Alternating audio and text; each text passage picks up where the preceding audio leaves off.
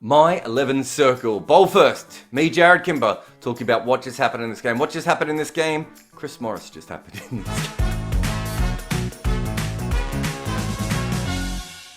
Before the day's play, someone actually tweeted me saying, why pay all this money for Chris Morris? And if you don't know, they paid $88 million.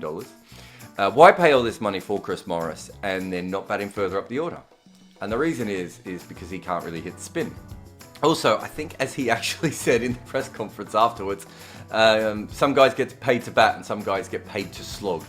So Chris Morris even knows what he does is not going to come off all the time. But what he can do is hit high pace. And that's kind of what he faced. It was Rabada's high pace that he really hit, and that's what he's really good at hitting. And then Tom Curran came on at the end, and that wasn't a fair matchup at that point, the way that Morris was seeing the ball. But you just don't get many players with the combination of skills that Morris has. The ability to be a great death bowler, and not too bad bowling further up in the innings as well. And then that hitting. And even if it's a limited hitting, it's still some hitting. And so yes, Morris went up against Rabada, who he smashed everywhere, and then Tom Curran, who he smashed everywhere. Weirdly, we'll probably remember what happened with Curran a little bit more than with Rabada, but Rabada bowled a couple of length balls there. Could have got some edges as well, but Morris is he's set up to do this, and he did it. And he's a very good player. That's probably why he gets $160 million a year. Worth noting that David Miller played a very, very good innings here. I think what happens quite often in matches like this is we give everything to Chris Morris, but Chris Morris couldn't have done what he did if it wasn't for David Miller. He really held that team together. David Miller has not been in great form for quite some time. He just hasn't got to the heights that he first had. If you look at the first half of his IPL career, David Miller was an incredible talent. He's not been that player for quite some time now. Being that he's a really good left-hander and can bat in the middle order and has power, he still gets a lot of gigs around the world, but he just hasn't been performing as much. When he hit the 2 sixes in a row off Avesh Khan, that's the first time I ever went, this could be the David Miller of 3, 4, 5 years ago here. Whether he is or not, and it's a one-off, who knows, but it was the innings that basically won this game, wasn't it? Rishabh Pant batted, I'd say better even than Miller. I thought he was the only player on this surface who seemed to handle it, and wasn't it funny? Mumbai's been so good for batting, and then suddenly, not. Before the game, Ricky Ponting talked about the fact that he wanted Rishabh Pant in as early as possible and to bat as long as possible, and compared him to, I think, Kane Williamson and maybe Steve Smith, or players of that kind of Virat Kohli maybe. No.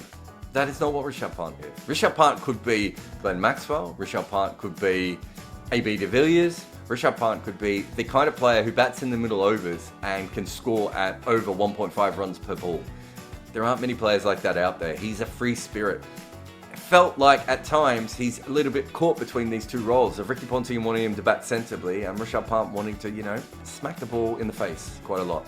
That run out today was the most ridiculous thing. He's facing a part-time finger spin, who's basically a comedy finger spinner at times, and he's donking the ball basically on the leg side and trying to steal a run. You don't want your brilliant stallion, who could absolutely kick the teeth out of bowling attacks, to be donking a part-timer in the leg side and trying to steal a run. That is not the risk you want Rishabh Pant to do. You don't want Rishabh Pant to bat long periods of time. You want him to make the most of the time that he is out there, because other players can bat around him.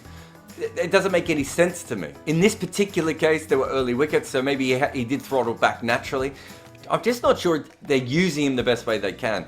And talking about usage, because we're talking about Rishabh Pant, let's go straight into the fact that when he was captain, he made a lot of decisions early on that I really agreed with. I'll get into one or two of them in a moment.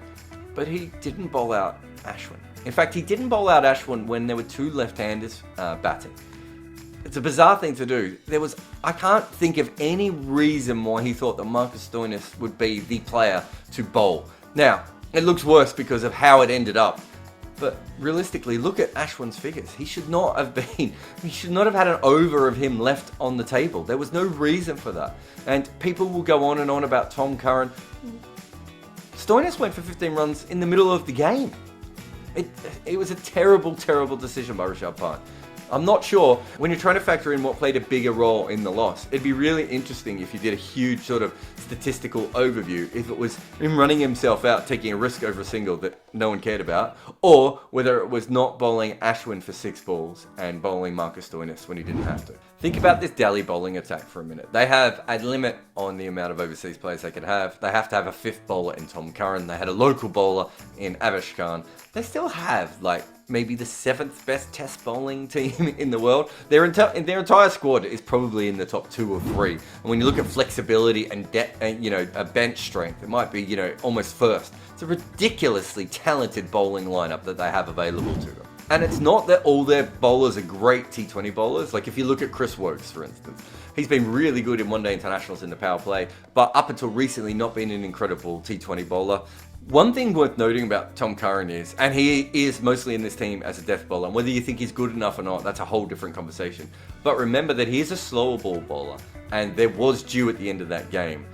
That doesn't make your life any easier. It's like a spinner at that point as well. Now, that's not forgiving him or anything, but all I'm saying is that has to be taken into account. If you are using a death bowler who has a slow ball as his speciality, especially a back of the hand slow ball, and you're getting him to bowl that last over against a guy who's good at smashing, well, we saw what happened. I don't need to explain that bit. All I'm saying is the dew might have played a part. That doesn't forgive him. He may not play another game in this tournament. I'm just putting that out there as something that could have actually happened. Rabada has his limitations as a T20 bowler, even if he's brilliant in certain parts of the game. Ashwin has bounced around a couple of teams, doesn't play for the Indian team. Ishant Sharma is on their bench. No one's saying that he's a great T20 bowler, but the skill and the depth, and that's why it's so important for them. This is the pitch that favours them the most. They were in front of this game. They have a chance of leaving the Mumbai leg with 3 wins. And that's now not going to happen. Now, hopefully they still get another win and they make the most out of it. But you really, in these sort of bubble events where you know you're going to have to play a bunch of games, you really want to maximize the wins that you can have when the conditions favor you. This is the Delhi stanza. This is where Delhi are best suited. This is where their test bowling attack is absolutely at its best. They dominated today and they somehow still let the game go. It's, you know, that might come back to haunt them. Probably worth going back to look at a couple of Rajasthan bowlers here, because obviously we've talked about Morris and Miller so far, but the bowlers were really the ones who put them in the position in the first place, even if their top order kind of gave that position back. But Mustafiz Rahman, I mean, what an incredible bowler he was when he first started out. But since the elbow injury first and then a bunch of shoulder injuries, he's just not been the same. Basically trying to bowl finger spin at 140 clicks is, you know, near impossible on the shoulder, on the elbow, probably on the wrist and the fingers. He could have kind of broken everything. Don't know why I'm doing my right arm because it's left arm, but I'm right arm. So if I would have done it, it would have been this arm. This was the first time, and I think I might have mentioned him in the last game, that I thought he bowled quite well, even though his figures didn't quite back that up. But this was the first time when everything seemed to click with him. I just thought he was exceptional today. That murally off spinning at the top of his hand delivery is what a delivery that is going to be. Be really interesting to see how it goes. He at the death, I didn't think he was quite as accurate as he could be a little bit, but he just looks a lot more confident. His body is obviously backing him up as well. Really, really good signs. He's such a special cricketer, and to see him reinvent himself into what he currently is, I just hope his body holds up for the next couple of years. But as good as the fizz was, Jaydev Unadkat was probably the pick of the bowlers in the entire game, although there was some really good. This was a really good bowling game, but he set the tone early on, took the wickets. I thought he was very clever with the ball, with some of the things that he did. I remember seeing him for the first time. He was playing in the UK for India A. Must have almost been 7, 8, 9, maybe even 10 years ago now. And I thought he was a really top quality bowler then. He's the leading wicket taker in the Ranji Trophy last year. He's a really quality guy, but he's not quite made for T20 cricket.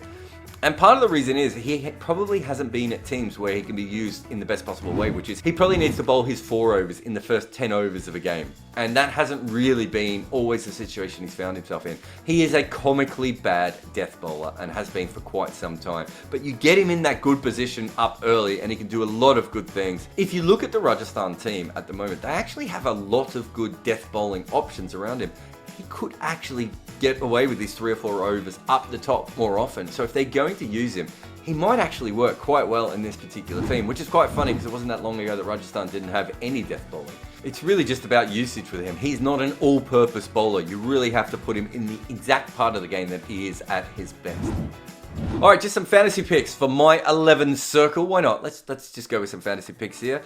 David Miller will now play more than we thought, which I don't know how much we thought he was going to play really, but with Ben Stokes around, we certainly weren't penciling him in for too many games. He's been in and out. Now, he will bat down the order. He's not going to get as many balls to face, unless Rajasthan's top order keeps falling over. He's not going to get as many balls to face in general.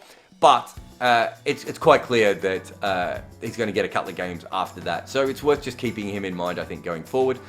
The Delhi seam bowlers, I really think that you should be using them again next game. I know they didn't finish this game strong, but they really almost won the game in their first 10 overs. And they're probably going to want to try and make up for that next game. This might be the last time they have a favourable surface for some time. So be a good game to take, to take a few of them in your side. Unadkat, as I said, if they can use him in the right role, maybe he may not be a fantasy player that you always want, but the thing is that he's a wicket taker, especially up at the top. He has good variation. If he's being used in his ideal role, I think he's one to keep an eye on. And in the same point, I talked about the Fizz before. The Fizz is going to take wickets if he keeps bowling the way he is. He hasn't taken a lot of wickets so far in this series. But again, this is not his ideal pitch. Wait until he gets on something with a little bit more purchase, perhaps. But these are guys that are definitely worth keeping your eye on. So go play your fantasy games over at My 11 Circle. Have fun. And remember that you can always come back and hear me again tomorrow.